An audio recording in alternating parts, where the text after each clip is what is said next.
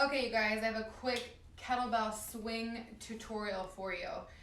Whew, it is all the things. It is a deadlift or hip hinge position in a powerful ballistic way. So basically you have to make sure all the things are on point, the core is strong, that you're able to get into the right form to do this properly. But when you do it properly, it is a great cake baker. Okay, here's the deal. First of all, you have to have that hinge correct.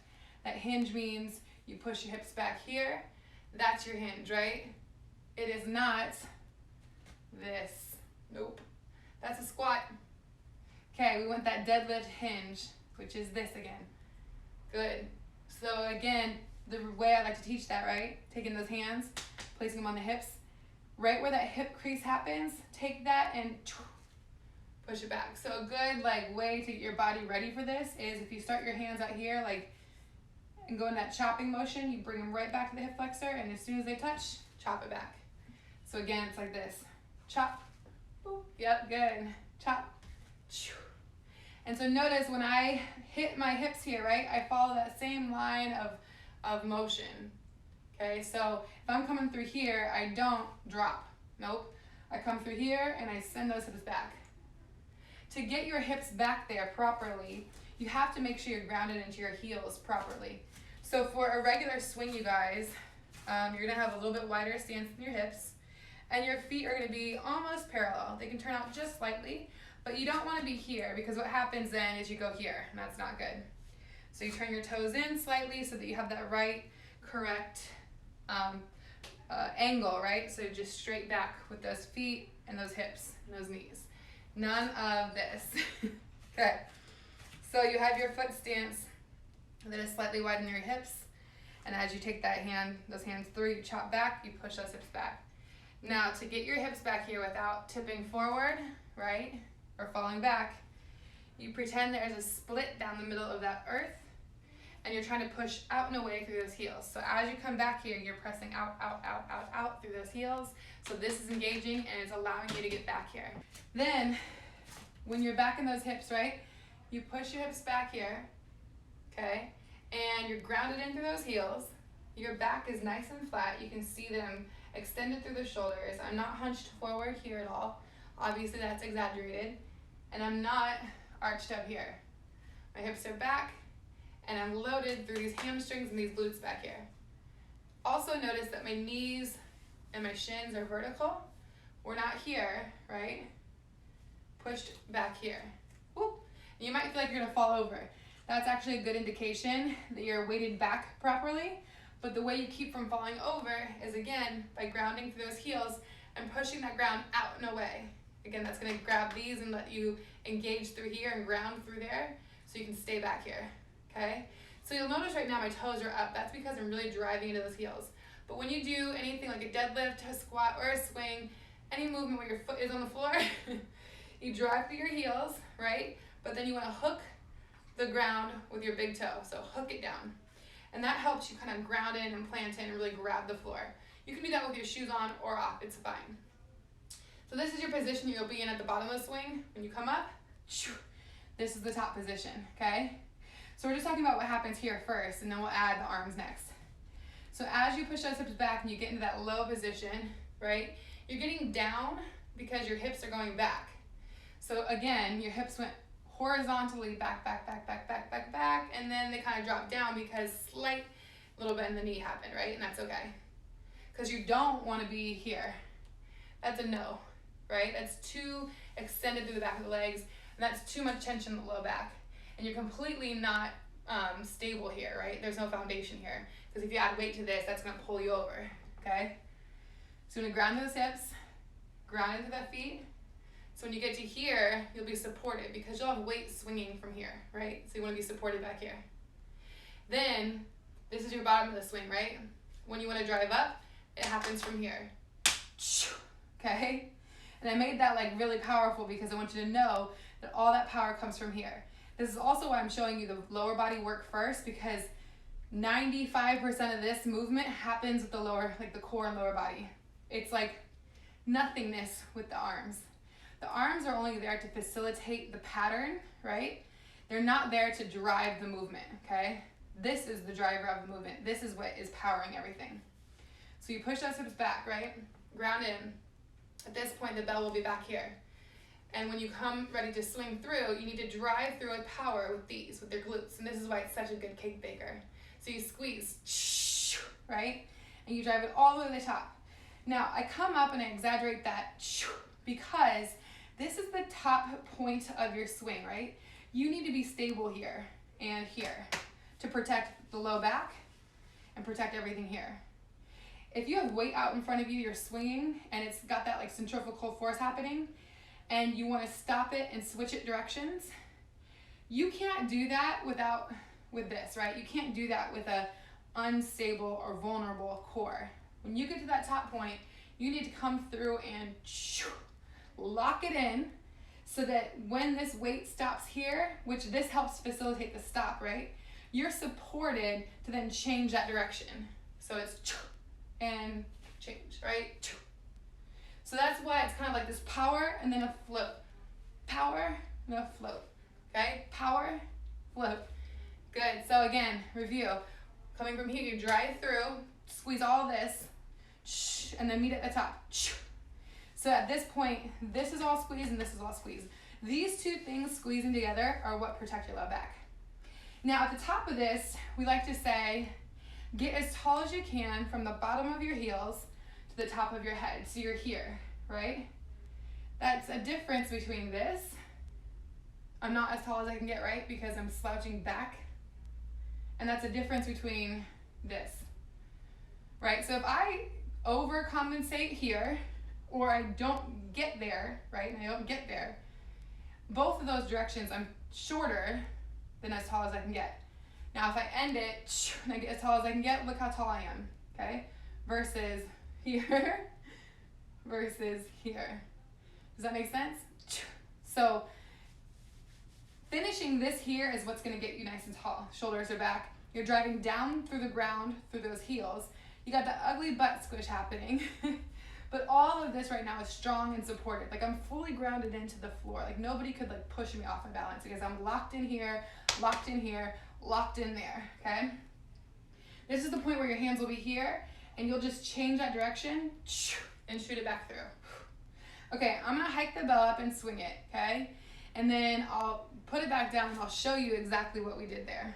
Okay, so I'm getting set up, pushing my hips back, getting to that low position because the way we start is like our lowest position, okay? I'm gonna have the bell up front, I'm gonna hike it through and go.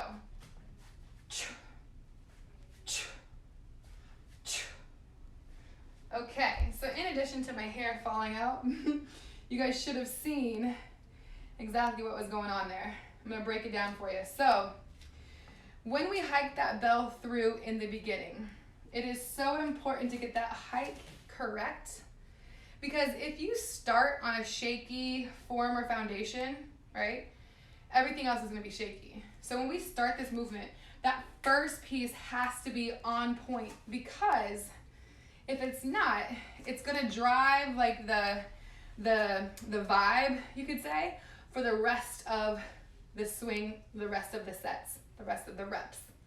So you want them to be on point, you want the form to be on point, you don't want to get off to this shaky, wobbly start where everything's kind of off, because then everything else will be off.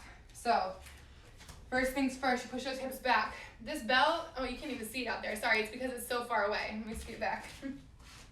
I have it out here because I want to get a good angle on how I shoot this through this high triangle right here. So this, you guys, is the triangle, okay? This is the high triangle. That is the low triangle, okay? So knees to feet, low triangle, not good. Knees to groin, high triangle, very good. This is where you want the bell to travel. Now you might be wondering, like, how do you get that size of a bell through these thighs? Trust me, I wonder the same thing, because I'm like, no, these thighs don't let anything through. The way you get there is by pushing your hips back, so you can start to see how that opening gets wider, and that bell can then travel through, okay? That's how it happens. That's why it's important not to squat down. It's important to push back and open up the hips. So basically the bell is coming forward, you start to push your hips back to give it space to get back there, and then you shoot it back through, okay? So remember, high triangle, good. So the angle of that hike matters so that we can start and by throwing it through the high triangle. Because what happens a lot of times is people go here and they swing it down here and expect themselves to hoist it up from there. And I can't even necessarily show you guys because that's just so bad for my low back at this point that I couldn't even demo that wrong position for you. So whatever you do, guys, do not start swinging like this, okay? Because imagine how difficult that is to get a weight from way down here all the way up here without putting pressure on your back. Did you see that angle? Look, if I come up here, all this is being worked, and that's not good. That is not good for our spine, okay? So why not put the work in the glutes where it should be, where we have power and strength and the ability to squeeze it through and work our butt muscles, okay? So you want to take it out here, and you want to hike it through, okay? So sometimes I'll have clients just work on that hike, because again, it's so important to get this down. So just working on the hike, you hike it through, and you bring it back. Hike it through, bring it back. So even before you start swinging, and especially if this is your first time doing this, give yourself like reps and sets of just practicing this. Do the practice work of just hiking the bell through. And pay attention, do you get it right every time? Film yourself, see where it's going to make sure it's going in the right spot, okay? So again, you want it to look like this. Right through that high triangle. You can see back there, it almost like taps my butt in the back. That's correct. That's what you want, okay? Again, you don't want this. Nope, nope. Power. A good visual, you guys. Pretend like there's a rope connected to this handle and it's going through the legs and somebody behind you right here, okay, is standing there and they're gonna pull it, okay? If they're up there and they're gonna pull like that, what angle does that take? It kind of goes, right? It shoots up. That's what you want, okay? Be very dramatic and drastic and aggressive with that. A key to helping that happen, you guys, making sure your shoulders are not here. Because if you're here, how do you think you're supposed to then hike it? It's not gonna work, right? Make sure these shoulders are anchored back. You do that by squeezing into those lats, right? You guys, all that work we do on our side planks, all that stuff is to help get strength in here. All that work we do with rowing, right? It helps get the strength in here so we can do movements like this properly. So when you're here, squeeze those shoulders back first and then hike it through. So whenever I start a kettlebell swing, you guys, you'll see me go like this to kind of extend so that I can contract to make sure I'm good. So this is how I start. I go here, I contract, and then I hike, okay? So once you kind of practice that hike, just like the back and forth without moving your hips, just literally going here to here, I want you then to practice the hike through and the one swing, okay? So what that looks like is this, hike through, and back, down, back, down, back, down. And why I have clients and why I'm asking you guys to do that practice is because it helps your body get in the rhythm and the, what's the word when it's like, when you get comfortable with it? Well, it helps you get in the rhythm and the habit, it's not comfortable, it's a habit. And the habit of sending these hips back and then following it back to set it down, right? It helps you get in the habit of swinging and coming back here, okay? So because we're landing it like that, when we land, we want to get nice and low to land it. It's teaching your hips to do this every single time you swing. Because say you have 15 swings to get through, and your first one looks like this, but then your second one starts to look like this, right? That's not good. We need to have that same exact every single time. With a lot of this work, with jump squats, kettlebell work, anything that's like swings, anything that's ballistic or requires you to like power up, you want to try to get the same pace going so that you keep a good rhythm, right? Your body in that rhythm gets to squeeze and contract and move and breathe how it should. Okay, so after you practice these, swing, land, right? Good. After you practice those, we can go into the full swing. Now what this looks like is this. I'm gonna do 5 in a row.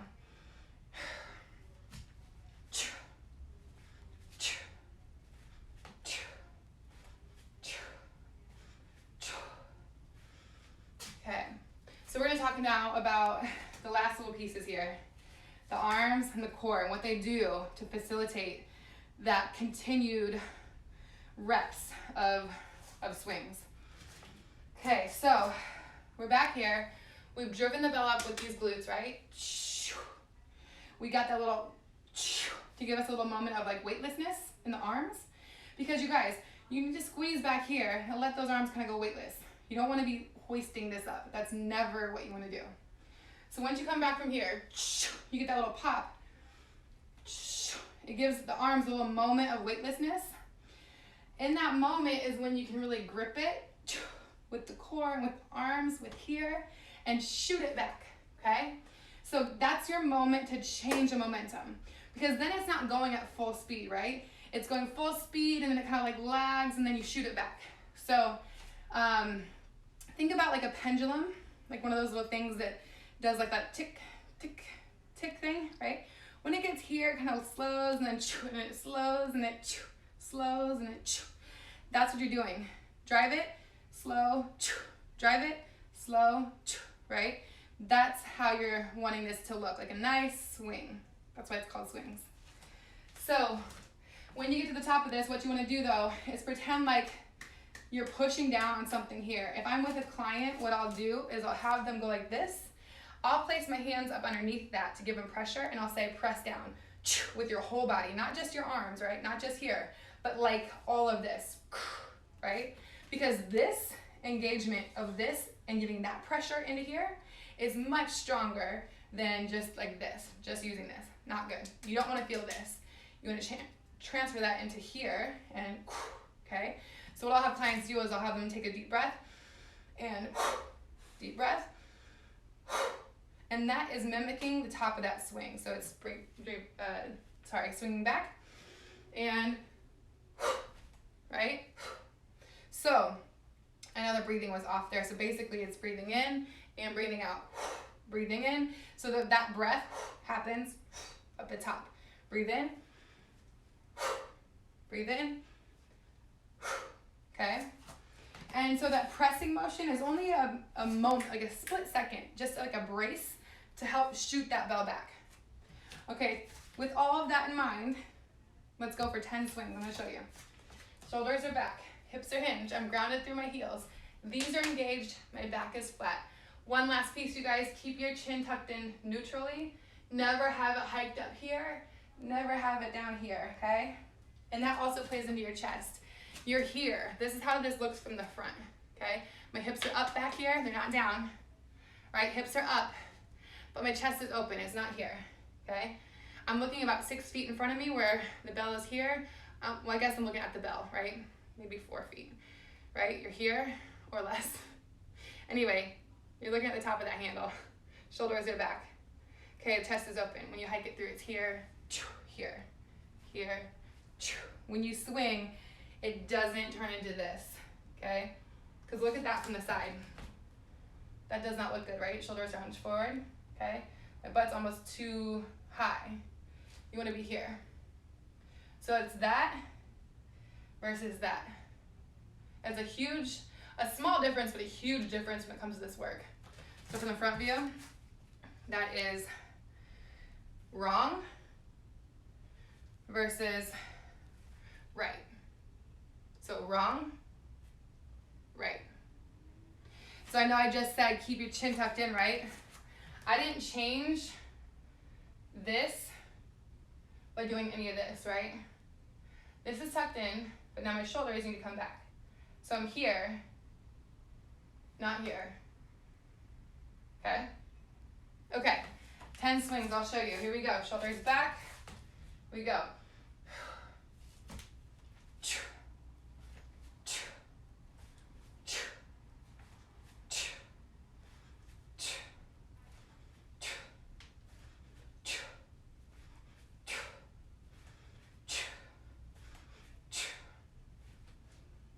Land it. That landing is so important. But you guys see, I tried to make every single rep as perfect and as in line with the rep before it. So everything looked the same. I'm trying to think of any last little pieces I want to share with you guys. But that pretty much covers it. That swing is not easy, you guys, but it's doable. You have to practice it though.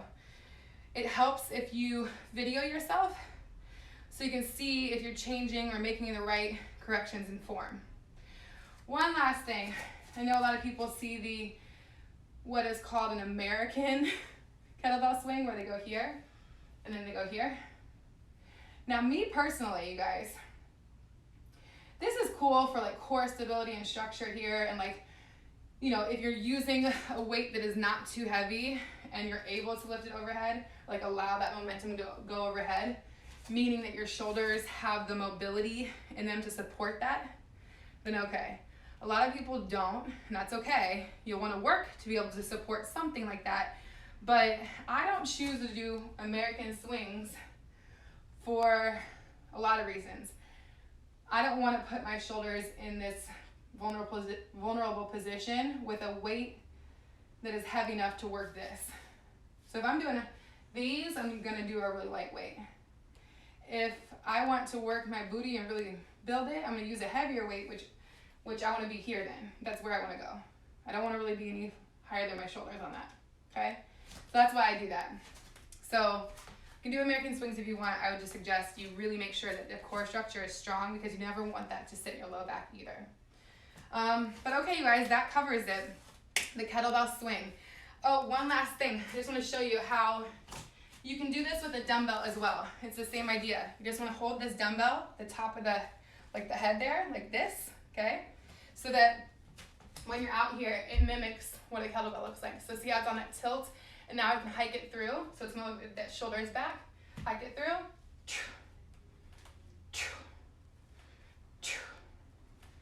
So see that my hand placement didn't change. My hand placement is still right here, okay? No matter what, never here, always here. Okay, you guys, that's it. Please message me with any questions you might have, comments, anything. And, you know, have some fun, be smart, and pay attention to form. Never sacrifice form for speed or heaviness. All right, you guys, great job.